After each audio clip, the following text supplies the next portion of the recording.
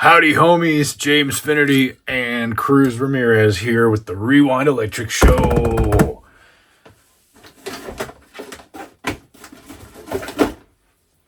Tonight, gonna get back into this guy here. I think this will be a pretty quick one. We never really dove too deep into this. I think I did replace the fuse. I suppose I can check that right now while we're talking. We opened it up, we looked inside, we checked the cap values, we left it with a 2-prong cord. This is absolutely a keeper, so I'm going to put a proper cord on it. I need my glasses to check this fuse, because I'm a geezer, right? That's what these kids are calling it today, right?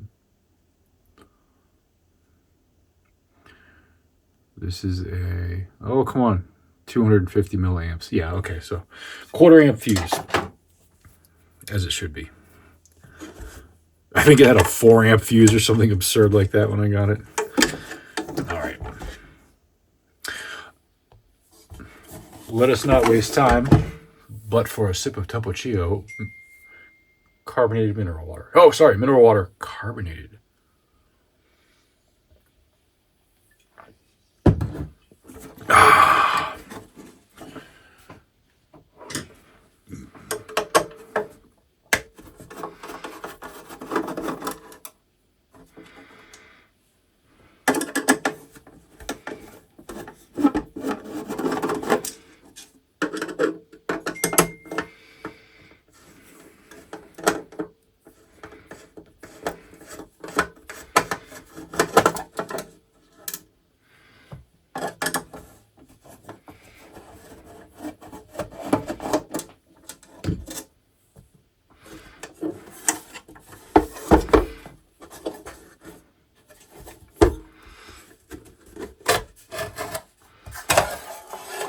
Alrighty, here we are inside the Maestro phase shifter, and these guys are what we're going to change out. I think this one too. Is this doesn't, this electrolytic down here does not, to me, look as if it is the original cap. That would be unusual. 22 microfarads. See, they didn't have 22 microfarad caps back then. I mean, maybe they did. What are these mustards? These are 0.47s, aren't they? Yeah.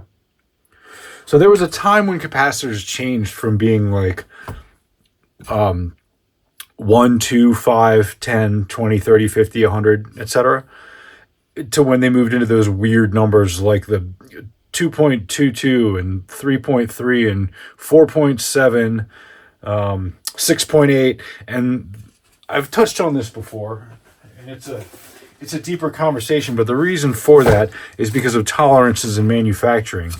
If you make a part, if you make, say, like a resistor, you make 1 million resistors, you might have a bunch that read within 10 or 20% tolerance to 5 and 10, but you might have none that read within 10% tolerance to a certain number, unless you stagger the numbers that you're going to make parts for in such a way.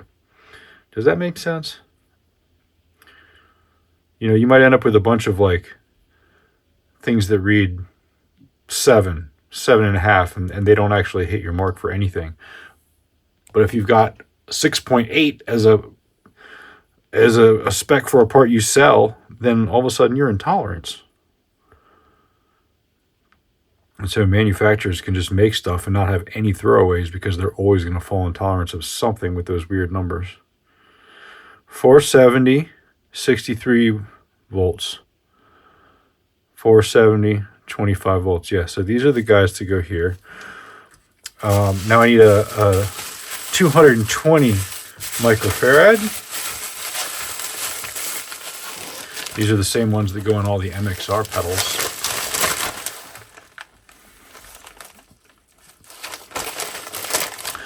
Guys, if you're watching this and you're into this stuff and you're dorky like me, I do not have the foot controller for this.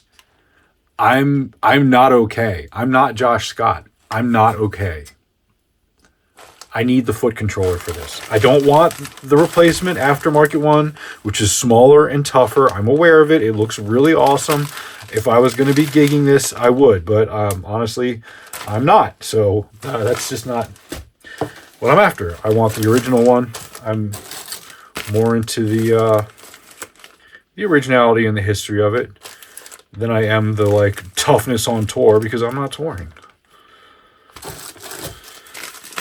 Okay, 22. This I could have been a little bit more organized in doing this before starting the camera. Yeah, it's here somewhere. I only have so many. These must be all those. Was it 10s? Oh no! Oh no! Parts are falling. We're looking for. I guess I should have a look at what this one's supposed to be too. 22. It's not really 22 though. And 220. 1.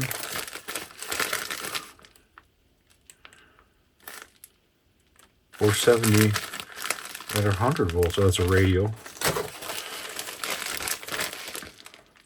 Oh, look how not dumb I am. Do you guys see what that says on there? I can't even see what that says on there. Maestro PS-1A. I put it in the PO number when I bought these. So I need to look through the caps and see what else says Maestro on it. And this should be the big 220 microfarad by 16 volts. Although there's no way I ordered a 16 volt cap. Considering how big that is, I've got plenty of room to buy a higher rated cap. 220 by 100 volts. Yeah, okay, cool. So I'm going to turn on the benchtop multimeter where I go look up the schematic. Wouldn't hurt to have it here. Thought I did have it here, but whatever. I'll print another one. Okay, hang tight. Okay, I looked at the schematic, sort of. I looked at a couple schematics, some for an Oberheim. Couldn't find an actual one of this, but I did find a layout. Everything I found actually showed that cap was it 22 or 0.22? And I suppose that could be the case. I mean, these are 470s. They're not 500s. This is a 4.7. It's not a 5. So, sure, this is in the era where that stuff did exist. I think these mustards are 4.7s. So, let's roll with it. What I'm going to do here, that's the soldering iron beeping away a storm there, as you can hear. I'm going to just have a quick reading on these capacitors that we're going to put in, just to make sure they are what they're supposed to be. 467. And this guy, 206.5. Tolerance this is. Okay, what's the best way to approach getting these out? Okay, I think the best way to approach getting them out is to move the caps over, fire up the duck. All right.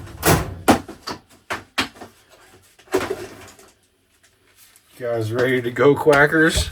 Cruz Ramirez, are you ready to get quackers?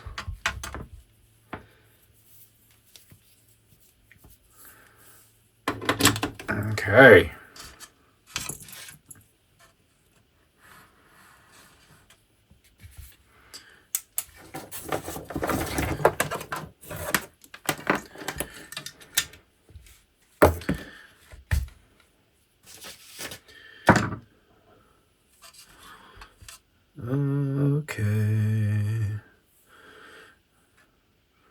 I'm gonna put a little piece of tape on the positive side of these caps. I guess I could drain them.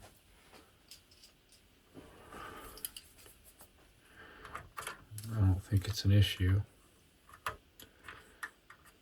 But I'd rather know it's not than think it's not.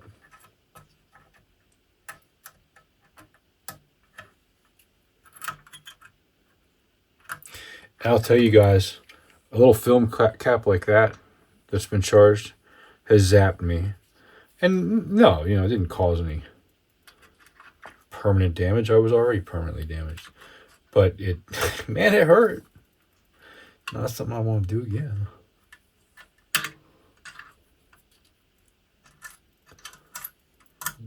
Now, granted, that was a tube amp, not a little solid state device. We'll get to see what this board looks like on the bottom for the first time. Always hopeful this is the right size. Yeah. It's nice when it is.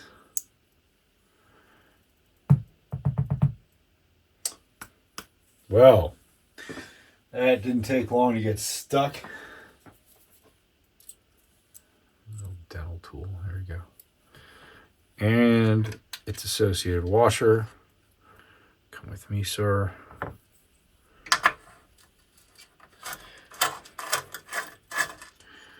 I think the deal is going to be that if we take off these two jacks, we can fold the board that way. Seems like the easiest way to get to it, because with those jacks in place, we won't be able to get to it. Not without removing a lot of other stuff I don't want to do.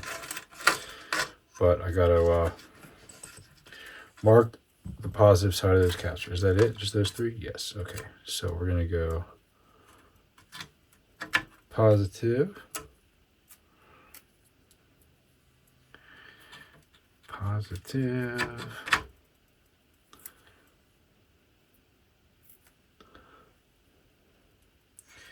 I'll just put it on this resistor here. Positive.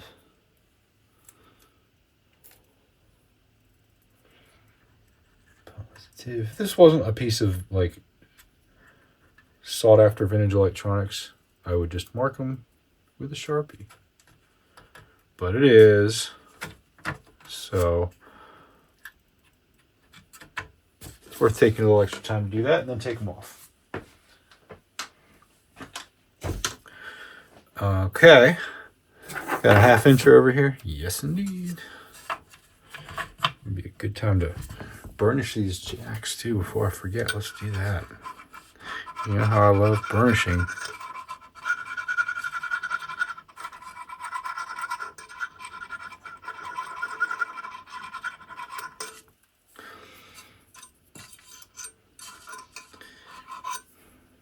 I'm not much of a left-hand burnisher, it turns out.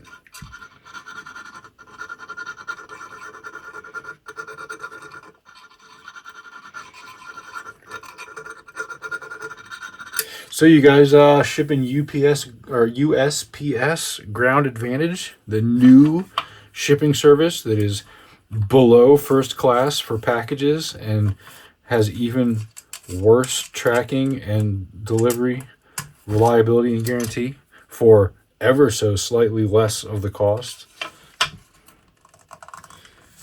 I'd say avoid it. Seems stuff that ships UPS Ground Advantage. I haven't had anything coming. I don't use it for outgoing at all, but I haven't had. Actually, that's not true. I have for little envelopes, packets. Things I've had coming here. It seems that it gets like maybe a drop-off scan, and then it shows up, and then later that day or the next day is the very next scan showing delivered. Like, that's it. You don't get any updates the whole time. You think it hasn't actually been shipped. It's kind of a mess. Let's get a little shot of this, because it could be handy for later to have a nice shot of this PCB. If I can focus. How's that? Is that good? Pretty nice.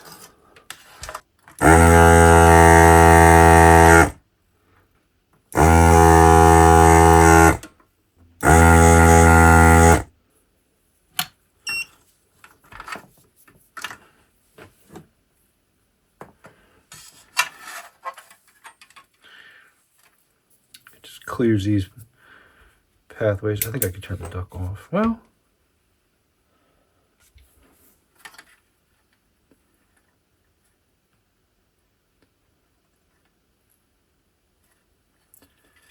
yeah, these traces are very delicate. That one was starting to lift up a little bit. Now there's plenty of material there, it's a big wide trace, but it does illustrate how fragile these are.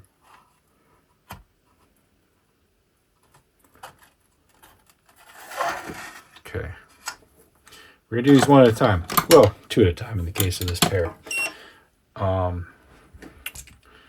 Okay, so there's numerous ways to do this. This is a way that I like. Measure your, you can do it this side. Measure your hole spacing. Okay. Lock that down. And then you've got your lead spacing right there. And let's say we want to put this with the information up so that it can be seen. Capacitor specs written on it. Same with this one. Also make sure that polarity band is showing. And bend them down around that. And then you know they're going to fit perfect. You don't have to measure. You just match it.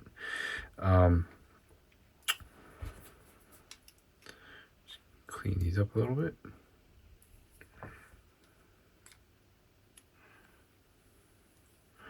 Okay, and then one thing that I like to do is I like to cut these at angles like that. And that just helps guide it into the hole a little bit easier. Rather than if it was a blunted point, it'll help pass through that trace on the other side rather than having the edge catch on it and push it off the board. Man, I really like listening to music or watching podcasts or videos when I work. So when I'm doing this, it's really quiet to me.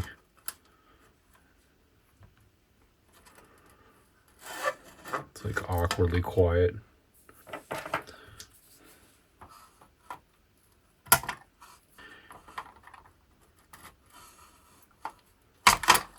Just doing it like this. Just bend it down and then you get a nice little rounded over leg.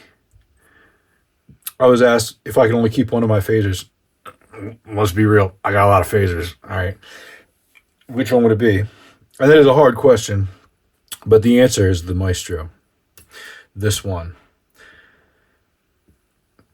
It is my favorite. If I could only have one. A lot of that is because as you change speeds, it ramps up and down like a Leslie when you hit the buttons. Now, I know you could do that with any of them in the knob. Or you could even put the speed control on a switch like Electro-Harmonix did with the Badstone.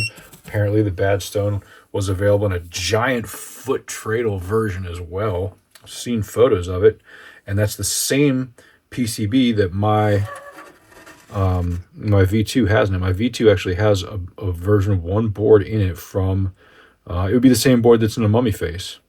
And that's why it's got some extra holes in it like this, some screw holes to mount into that treadle, because those holes aren't used in the regular Badstone EHX boxes. It's also why the manual pot is not soldered to the board like the other two, but it's connected with wires like this, because that pot was actually the treadle pot in the design. Okay, let's make it happening.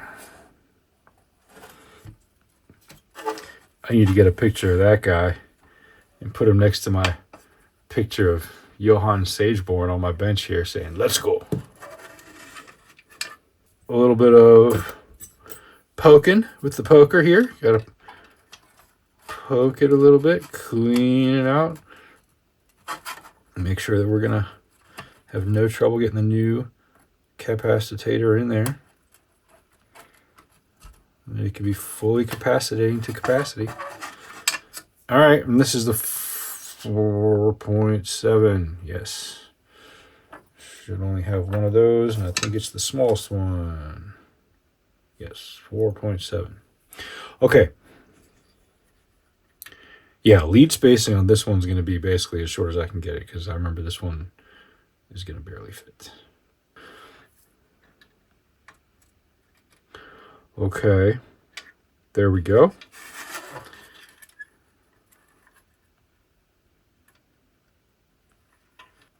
Just another little trick, guys. Can you see this? When you nip a wire with these, you don't need to hold them like that. You're not crushing steel or cutting bolts. So push it over a little bit, get your nippers on there where you want them, and then use a finger or two to prevent that from shooting across the room and grab it. See what I did there? Because shooting across the room, shooting into your eye, getting into some other tool, that's all bad. Falling in here and not being able to find it until something shorts later, that's also bad.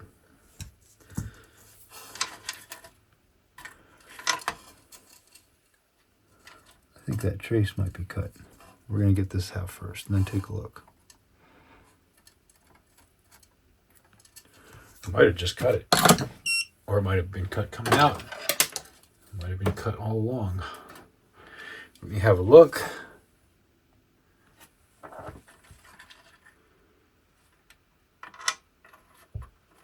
Oh, yes, indeedy. And I nipped that leg a little shorter than I would like. But I can get it.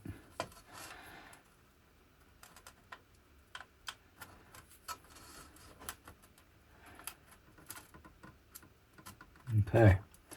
So, got physical contact with it. Oh, that pad's just gone. Maybe it was like that to begin with.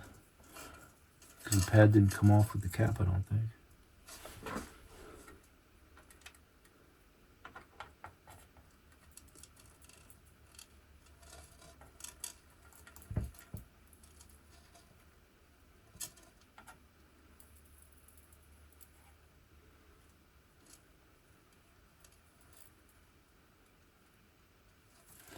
All right.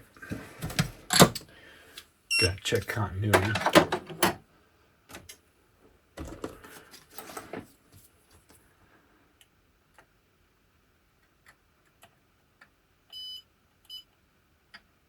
Is it? It's kind of pulling on my lead there.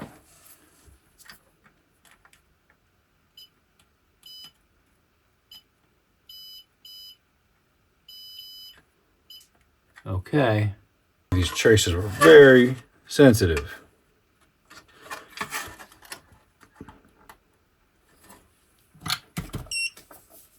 I shouldn't wiggle the caps.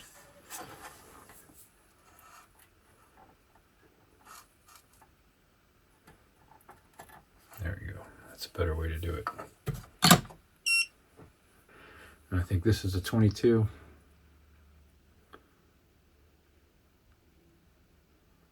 Yes. Oh, hey, look. Can you see that?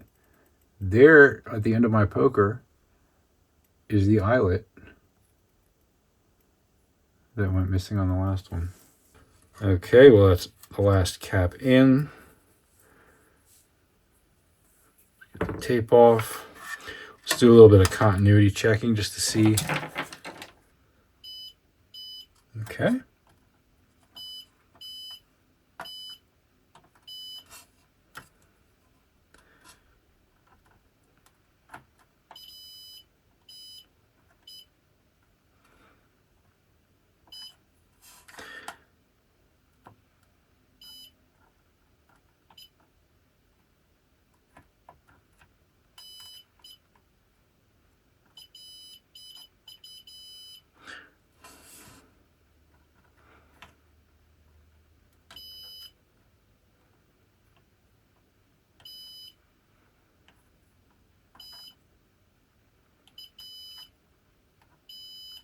Okay. Well, that all checks. That all checks out fine. And look at that. Nice and pretty. Almost looks like a professional did it instead of me, huh?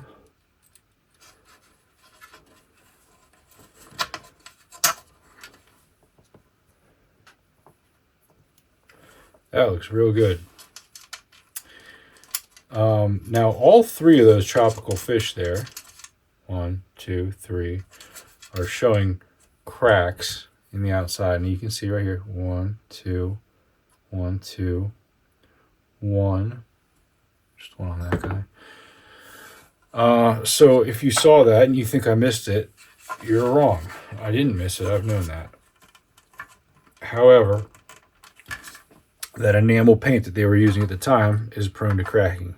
That doesn't necessarily mean that there's anything at all wrong with those caps inside. And since those are smaller signal, smaller voltage, lower voltage, there we go, lower voltage signal film caps,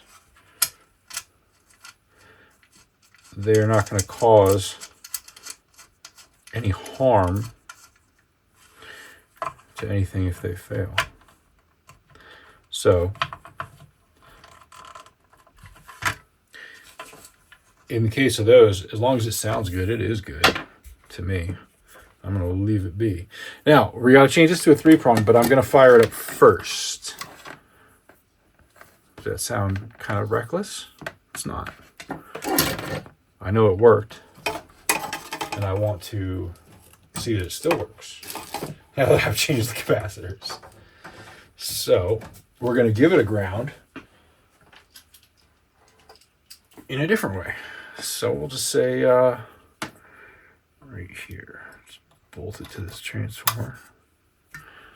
And then I've got a ground point right here on my bench.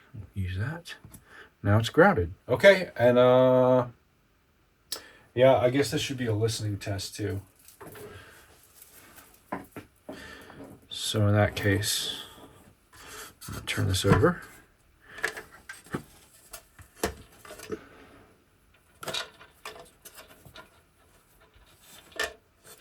Oh, yeah.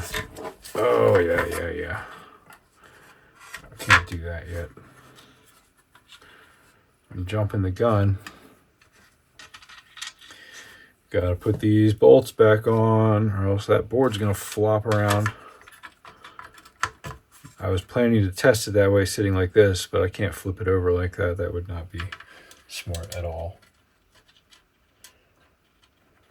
So, considering I decided to flip it over, both for safety and for access of the front controls, I'm gotta put these back on now.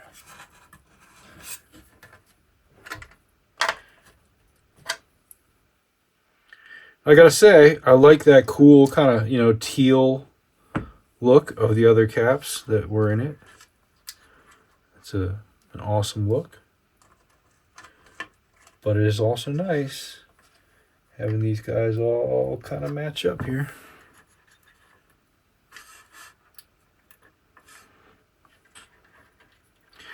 Some people might swap those diodes out. That would be fair. I'm not going to right now.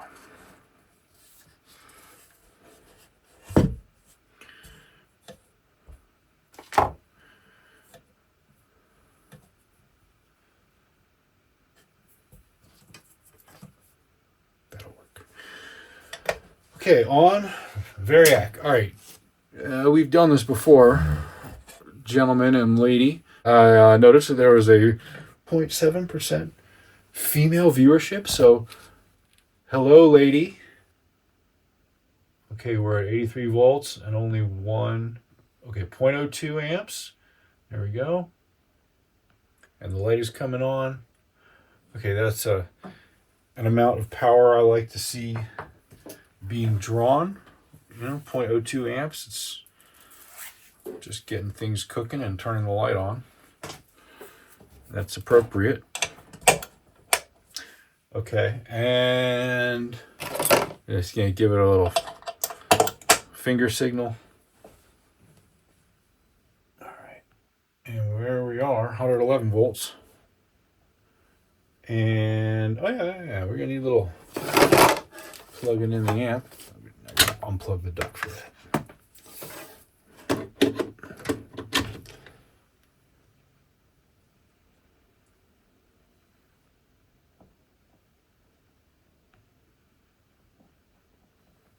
Not hearing anything yet. Okay, got output.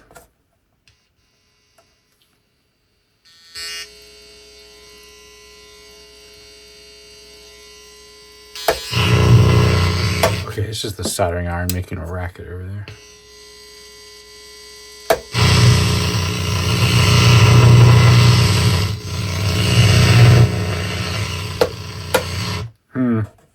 They're plugging a guitar because it's phasing, but I don't know if that sounds right.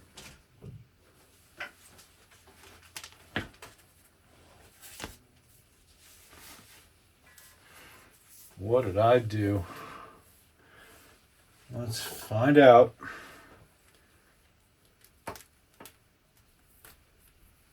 This is why I want to test it before I put it in the power cable, because there's some other problem.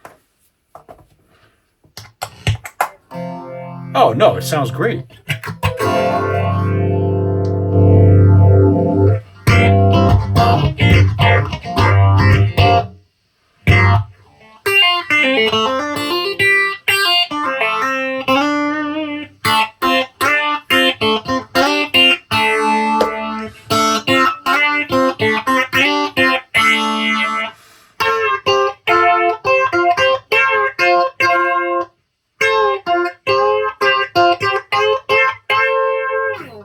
Okay, I'm good. I mean, I'm groovy. Who could not be groovy with that kind of phasing? Okay, off with the amp. Ugh. I don't know if the power switch on that Princeton reverb has been used once the entire time I've owned it, other than the first time I turned it on. I think that's it. I just run it on the Variac the whole time. That's its power switch. Nice and gentle, too. Okay. You guys still here for some reason? What are you doing?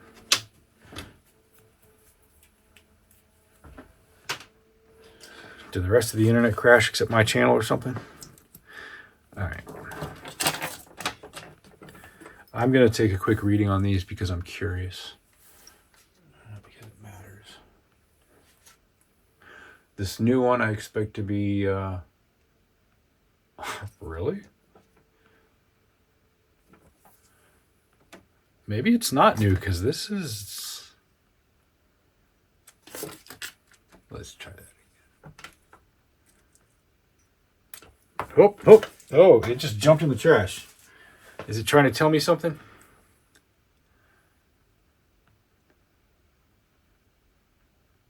$28.9. That's a little high.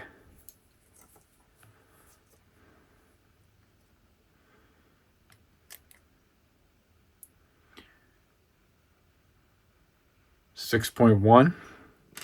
It's a little high too.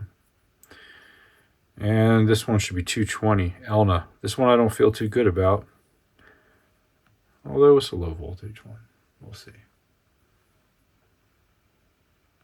Huh. 0.027 nanofarads.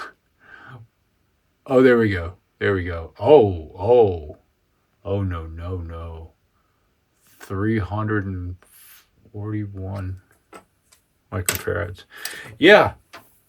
Good thing we replaced some of those, right? Okay. Power cord. Duck.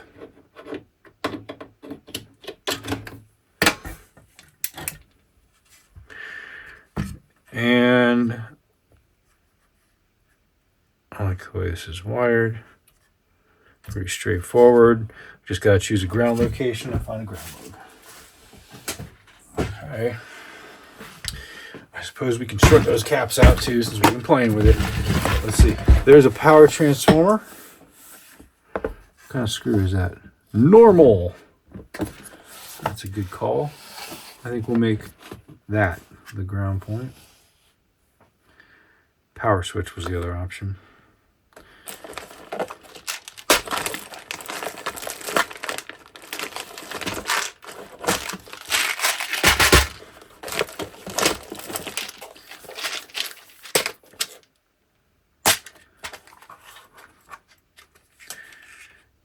And I think that blue will do.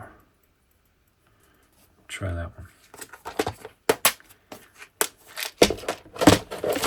How do I know it's blue? Because that's the color I'm running out of. So certainly that must be the one I use the most.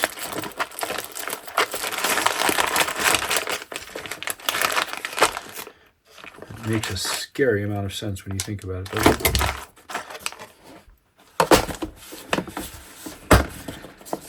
Okay. Topo Gio.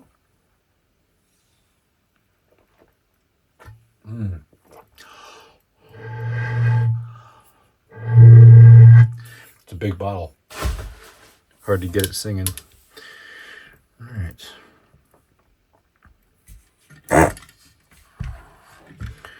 Okay, everybody remember where that lead goes. It's in that switch location there. I don't want to forget, and I probably will. So you guys be my memory for me and pay attention to that, and then I'll ask you when I'm done.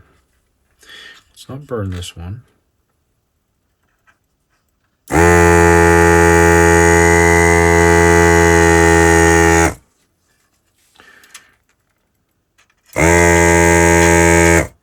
Okay. Maybe I'll use my little tape trick here to remember that that's the one. That's awfully warm, you know. Good thing I got calluses. Okay. Now this guy. It's kind of a tricky angle here. Let's see. Maybe these guys can help me out and hold that wire out of the way. Good job, guys. It is still awkward to get that.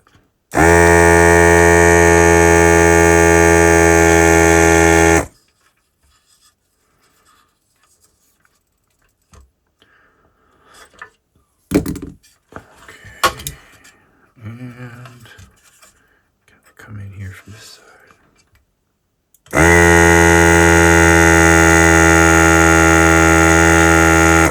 All right.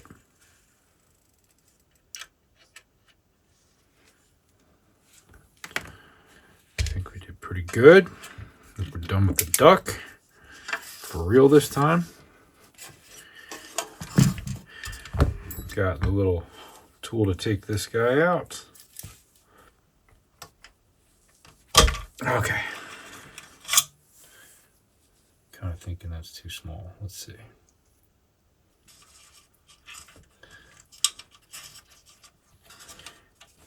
Okay.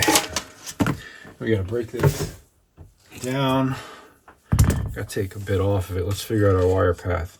So one goes here, one goes here, one's gonna go here.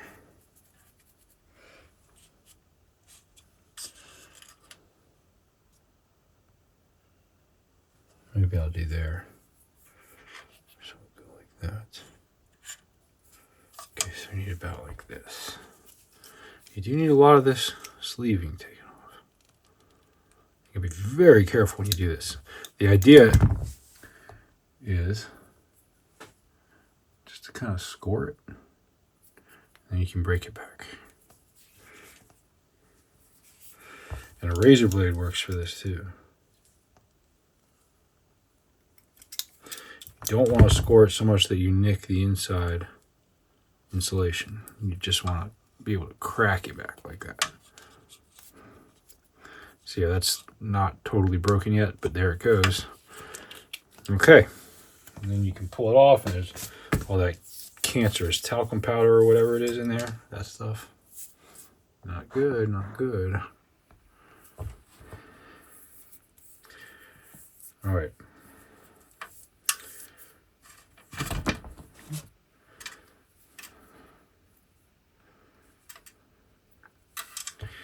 Okay, let's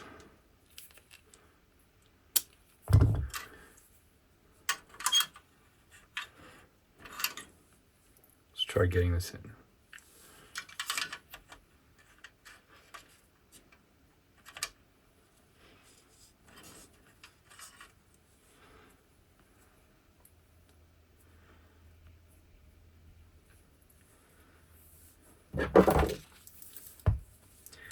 Now I have to grab this the opposite way of how I usually do, because that fuse holder is in the way.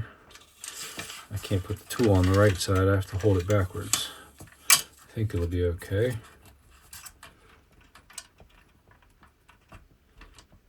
I think it's going in. Oh, I thought I had it.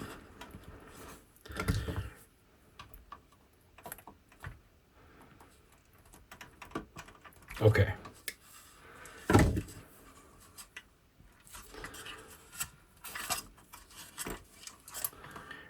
All right, there we go. Can you see that? That is a nice fit. I think you did pretty good. Okay, now turn this around and we'll plan our wire path.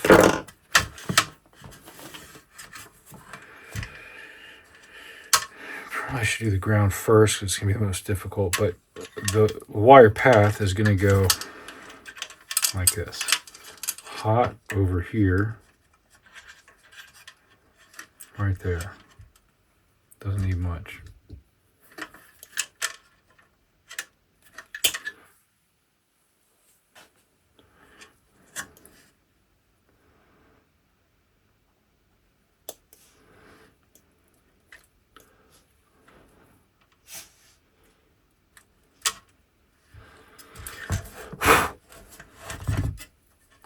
I know I said I was going to do ground first, but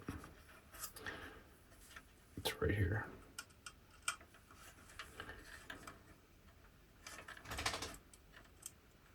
And that is one you want to give a little J-hook to. Have a nice mechanical connection because solder is not glue.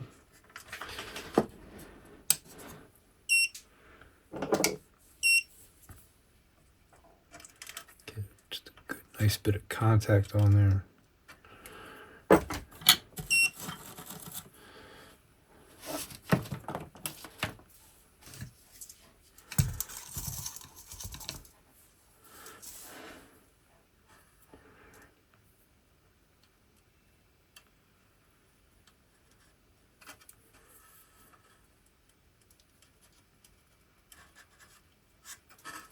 Okay.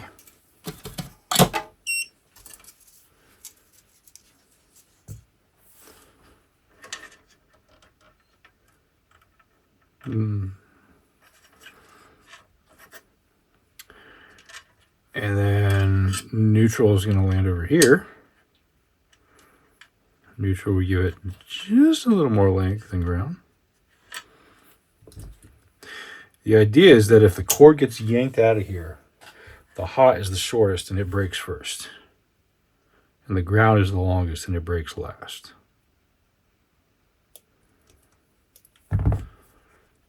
So that way, if your hot breaks, you're still grounded when your hot is flapping around in there.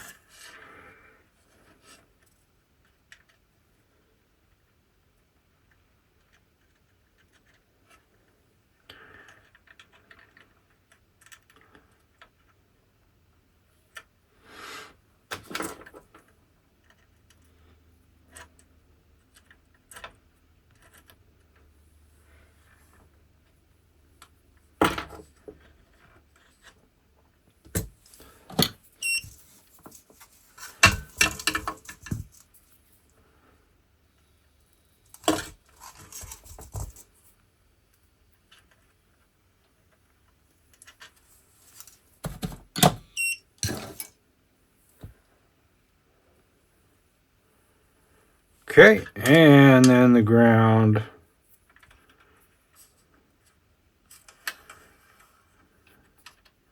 We're going to leave some length on the ground because of what I just talked about.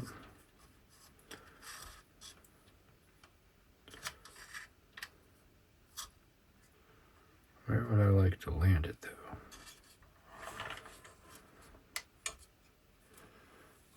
I could land it on this outside one. I can lay it on this inside one. I'll land it on the outside one. I'm wishy-washy.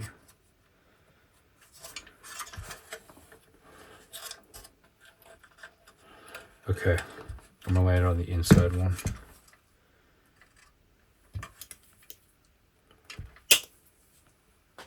I think I got the wrong lug too. I have to go back.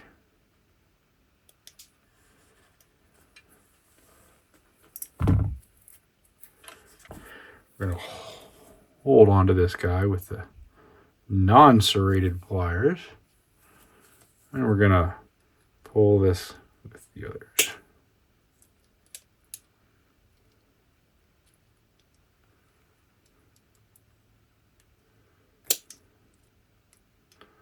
And it's coming. There we go. You'll see why I do that. It's not just for looks. It is partly for looks. It is not just for looks.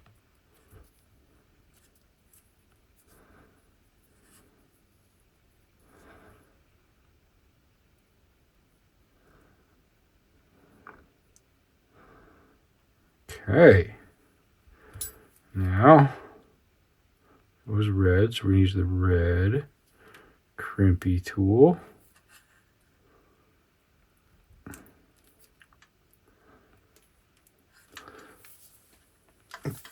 All right. Give it a nice mechanical connection.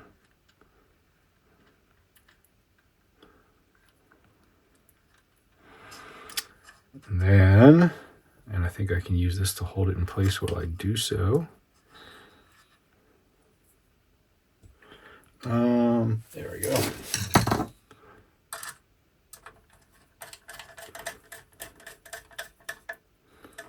Now, that's not where we're soldering it. Fear not, my friends. That's just what's holding it in place while I solder that copper to the lug.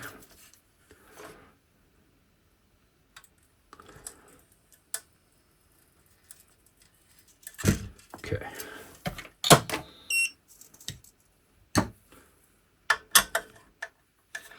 So we got a nice mechanical connection to the ground lug and a soldered connection to the ground lug. And now we need to get it on here. I'm going to use this screw because it's going to look a little cleaner and be a little closer to the entry point of the plug, the cord.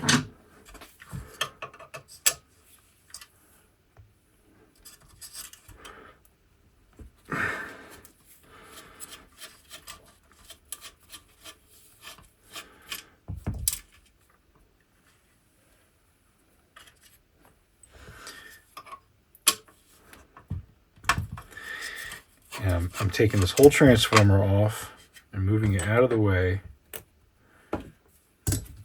so that I can get full access to where it's going to go, which is right there. Extra washer, extra rusty crustiness. Now there's a little bit of overspray of paint on here. Gotta take care of that. I'm gonna just hook this there to stay out of my way. And I'm going to rough that up a little bit with this, just like this. That probably doesn't need much more than that.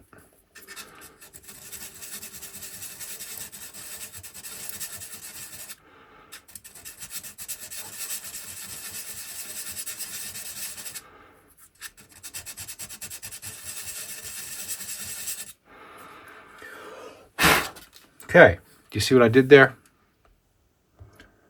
I just removed some paint because I'm going to solder to it.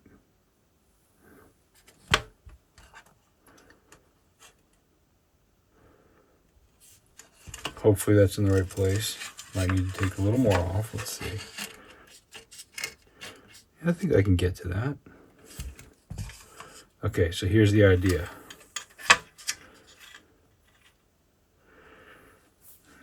We're going to screw this screw through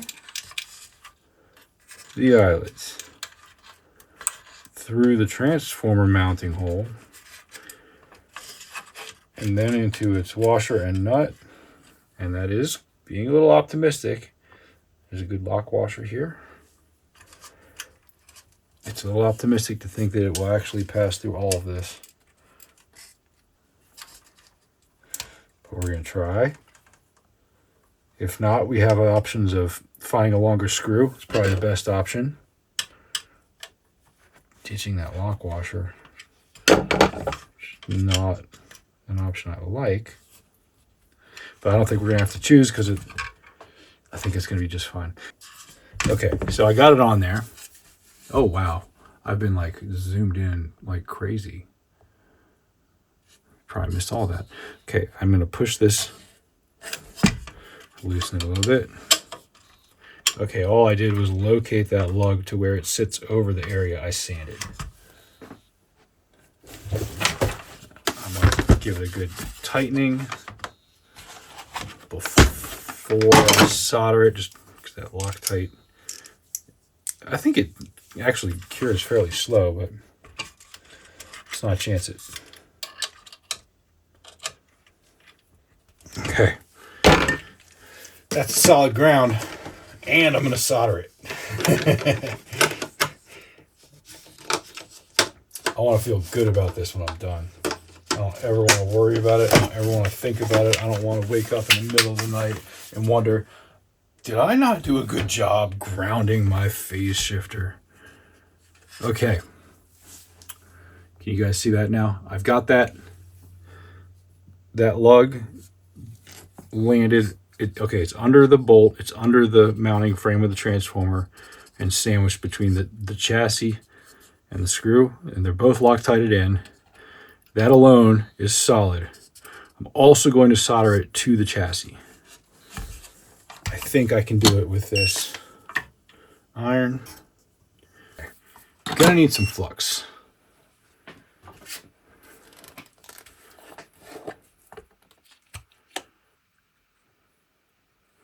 Steel chassis are hard to solder to. That's just, it's like a rule of life.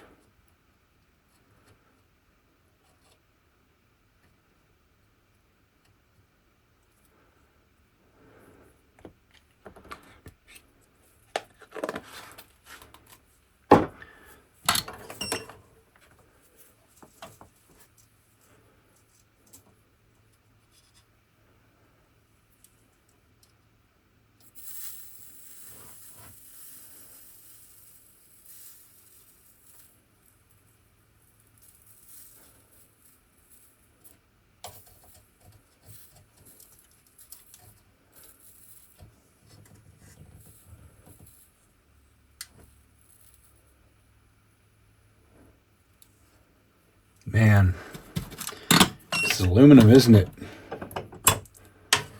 Yep. Oh boy.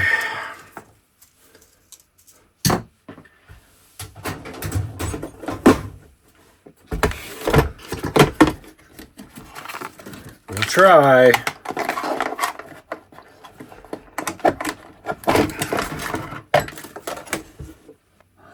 Okay.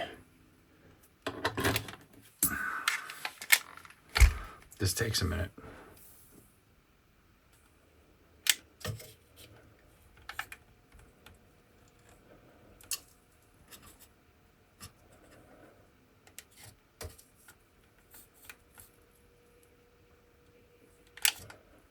Okay.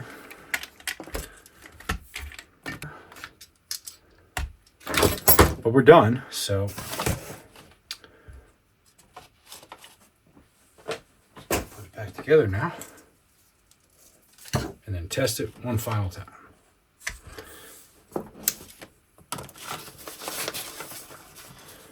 Man, that was not as quick as I thought. Not as long as it could have been, though. I guess you gotta look at it that way.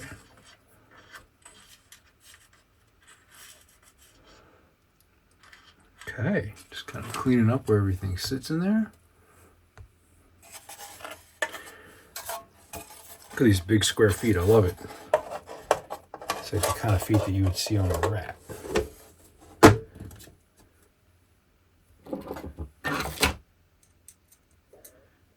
I guess they have to be because they got this mic stand mount here. I feel like I should mount it on a mic stand.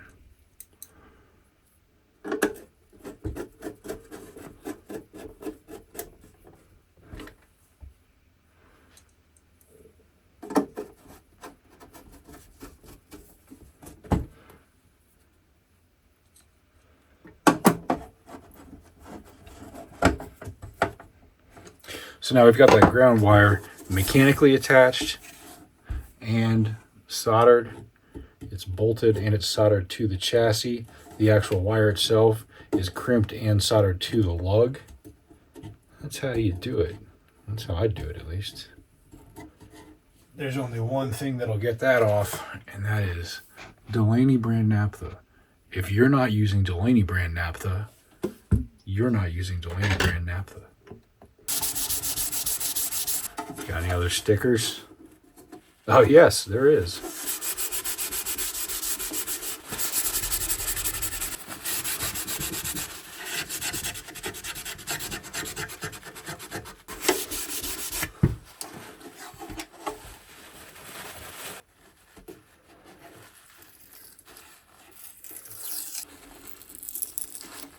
Whoa. A little bit of paint coming up with that sticker.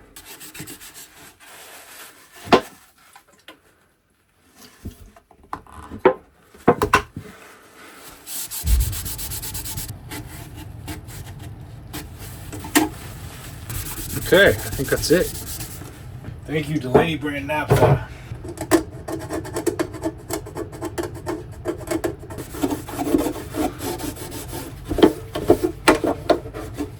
Okay, so after you change the filter capacitors and the power cord and add some grounding inside a piece of electronics, the first thing you want to do is soak it with something explosive, plug it in, turn it on, right?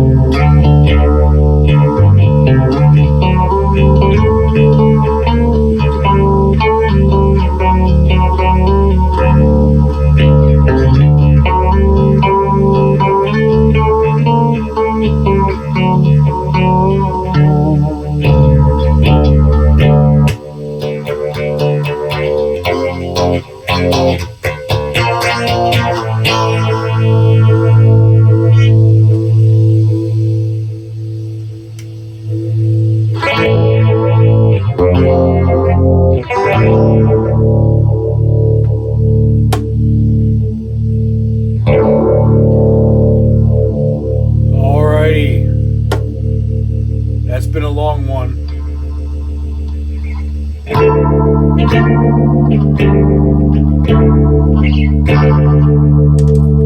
Thank you so much.